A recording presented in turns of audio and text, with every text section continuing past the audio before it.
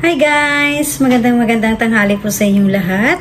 Ayan po, so ito naman si Kindness guys. Nandito na po ko guys sa kusina. Ayan, so ang lulutuin ko po ngayon guys ay napakasimple po talaga. Lutong Pinoy na naman po, syempre. So ang lulutuin ko ngayon guys ay udong. Udong siya, pero tuna yung gagamitin ko guys, hindi po yung sardinas.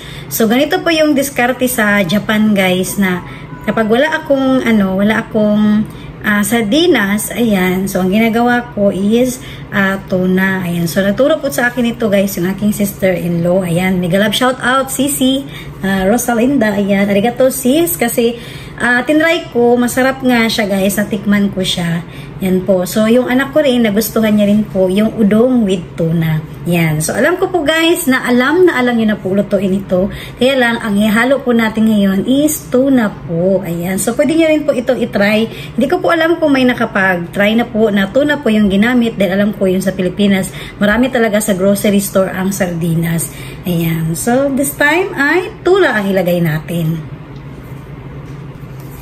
So, ito guys, pakita ko po sa inyo. Ito po yung gagamitin ko na tuna. Ito po ay sa Japan po ito na tuna guys. So, pwede rin nyo pong itry yung sa atin. Kasi alam ko, yung udong talaga, kahit anong ihalong mo, masarap siguro talaga yun. Ayan, siguro, kapag mga ibang hindi ko pa na-try, pero yung sardinas lang talaga, tuna ang na-try ko. Masarap po talaga siya guys. At higit sa lahat, yung anak ko po, mas nagustuhan niya po ang tuna kaysa sardinas. Ayan. Pero yung sa asawa ko po, okay po sa kanya parehas. Ayan. Tapos, ito, ayun guys. So, konti na lang naman po ang lulutuin ni Kindness. Ito po yung udong na gamitin natin from Philippines. Ayan. So, ito ay para sa galing pa ng Pilipinas. At thank you ulit sa aking isang sister-in-law kay Lelebet. Ayan, dahil binigyan niya po ako ng udong guys. Sabi ko, bayaran ko lang, pero sabi niya, ibigyan niya lang daw sa akin. So, kagaling kami siya sa Pinas. Ayan, so may mga ganito kami guys, kapag bumabalik na kami sa Japan, ang mga dala namin pagbalik ay pagkaing Pinoy talaga. Ayan po. So, ngayon guys, umpisahan ko muna guys at syempre, gisahin muna natin yung ating tuna guys para naman, lagyan natin ng mga ahos, yan, yung garlic, yan po. Tapos, para naman, mabango at mas lalong masarap. Yan. So, ayan na po guys. Ready na po ito guys na lutuin. Ayan. So, napakasimple lang guys. Udong, tuna, at ayan po. Na-slice ko na rin po yung ating panggisa guys. Ayan, so napaka-simple lang po talaga. Ayan, so ito po yung tanghalian namin ngayon. So, craving na naman guys. Palaging craving si Kindness. Ayan. So, ayan guys, umpisahan ko nang magluto ngayon. So, ayan guys, umpisahan ko na po guys. Nagpainit po tayo ng mantika. Ayan, so kunting-kunti lang po yung mantika palagi na ginagamit ni Kindness. Ayan po guys. So, pakita lang ako ni guys yung gaano kagaling si Kindness mag-isa. Ayan po.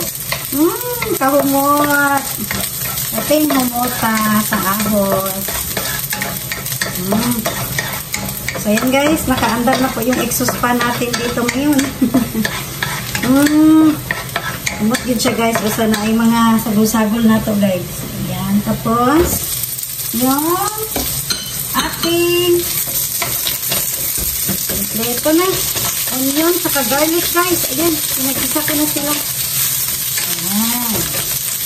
So, dito sa Japan guys, alam nyo na po na yung mga dito, malalaki talaga ang sibuyas. Ayan. Ang bango. Hindi pa to kompleto. Nag-isa pa lang tayo guys. Ayan. Gusto ko kasi guys, marami talagang onion saka garlic. Yan ang gustong-gusto ko, maraming halo. Ayan. So ngayon naman guys, ganito po yung ginagawa ko. Nilagay ko na yung ating udong. Ayan po. Tapos, titimplahan ko po muna siya guys. Hindi ko po rin alam kung ano po yung style ng pagluluto talaga. Pero ako, ang ginagawa ko is, lagyan ko muna siya na parang, yan. Parang gisahin ko talaga muna siya. Yan. Lagyan ko na. From Philippines pa rin, guys. Yan. Okay. Ay, pagumuot.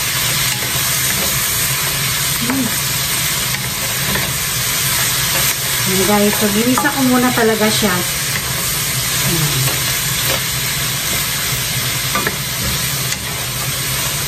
Yan.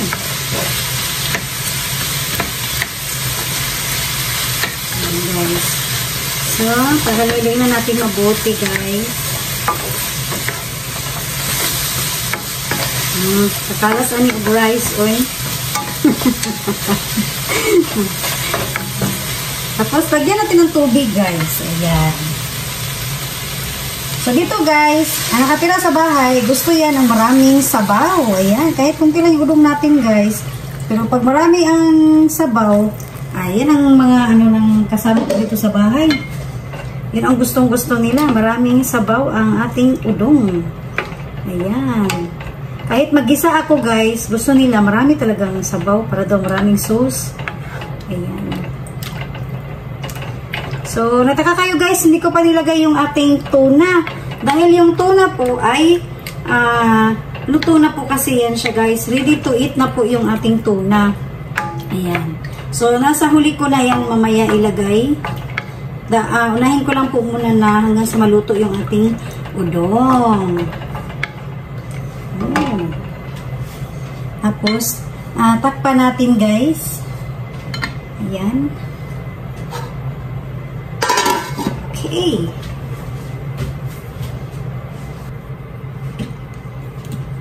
So, ayan, guys. Konting lagay-lagay lang po ng Ajinomoto. Ayan. Tapos, yung ating asin. Ayan.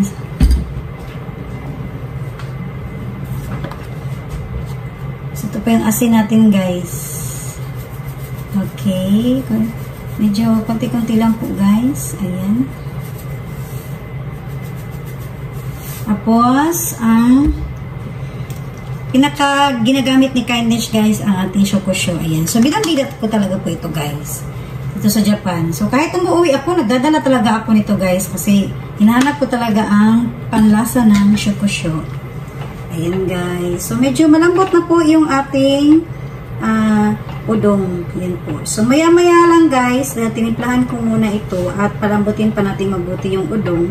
So, maya-maya lang, guys, is ihalo na natin yung tuna para mag-absorb naman yung ating tuna. So, yung tuna, guys, is timplado na po yun. Kaya, mas lalong, magkaroon ng mas malasa. Yan, magandang, mas masarap na panlasa ang ating luto ngayon. Wow. Okay, pinaghalo ko lang mabuti yung ating timplahan, guys. Okay. So, medyo malambot-lambot na po ang ating udong. Alright. So, takpan naman po ulit ni Kindness.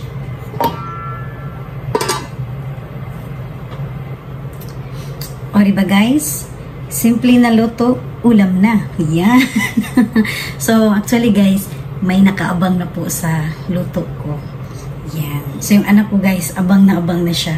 Dahil, una kong niluto, hindi ko po maaalala kung anong araw, niluto ko po siya, basta last month. Tapos, so, natikman niya, sobrang nasarapan siya. So, natry niya po, guys, yung sardinas. Pero, mas lalong na-appreciate niya yung sarap sa tuna na nilagay ko. Kaya ngayon, tuna talaga ang nilagay ko. Yan. Kasi, pag sinabi ko na magluto ko ng udong with tuna, ay sobrang saya niya. Napapaganyan pa siya. Yan po. So, ayan na, guys. Nag-aso-aso na. Ayan. Kumukulo-kulo na po yung ating udong. Agoy, kalamihan niyo eh. Tama-tama, guys. Tapos nagluto ako ng kanin kanina. O, di, ang init-init pa ng rice natin. So, ang sarap nito. Impas ang diet. Ayan. So, this time, ay halo na natin yung ating tuna. Ayan guys, para mag-absorb siya sa kabuuan ng ating sabaw ngayon, yung ating udong. Guys, napansin niyo, abundant yung guys, yung sabaw natin. Kahumot guys, my god. Ayan, humuta ani. Tapos guys, yun nga po pala, pwede nyo rin pong lagyan ng kamatis. Ayan. So, optional po siya guys. Hindi ko po siya nilagyan lang ng kamatis ngayon. Ayan. So, dahil marami na po ang ating onion. Ayan. So, pwede naman po lagyan din ng kamatis. Lalo na kapag sardinas, mas masarap po guys pag lagyan ng kamatis. Ayan. So, this time ay hindi ko lang siya nilagyan ng tomato. Ayan. Ay, kalamian niya. Wow. So, pinaghalo ko lang mabuti, guys. Ayan. So, takpan natin ulit, guys. Para tikman natin mamaya yung final talaga na timpla niya. Ayan.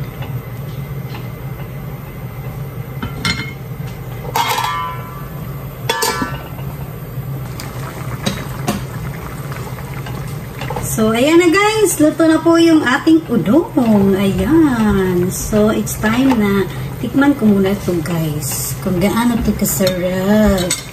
Yung ating udong. Ayan. Tikman muna ni Kindness. Okay. So, ayan guys. Tikiman time. Init pa kayo guys. Magpapasok yun. Yan.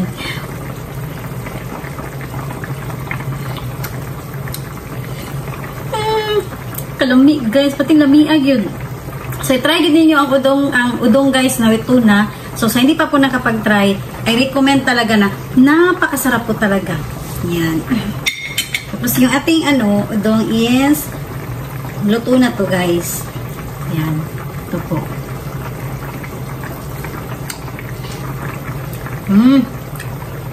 Parte kalamig guys. Alright.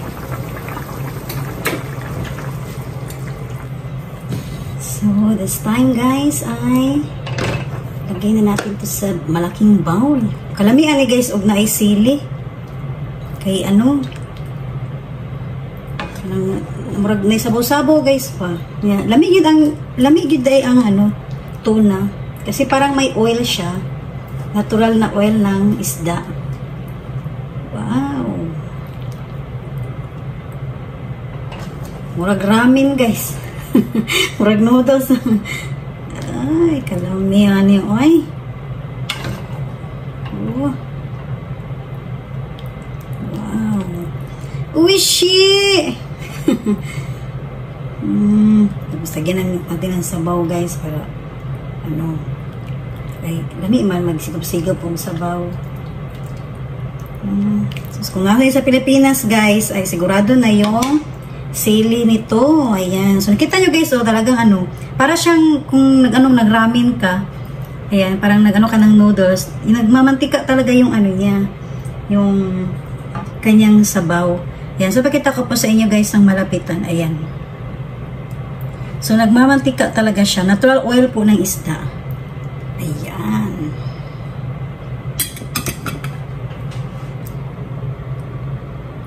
So, ito na po guys. Luto na po yung ating udong with tuna. Ayan. So, sa mga hindi pa po nakapag-try, please po, try nyo po. Kasi napakasarap po talaga. Ayan. So, ako po ay magpapaalam na guys dahil magtatanghalian na po si Kindness at syempre, extra rice na naman po ito. Ayan. So, thank you for watching po guys. Bye!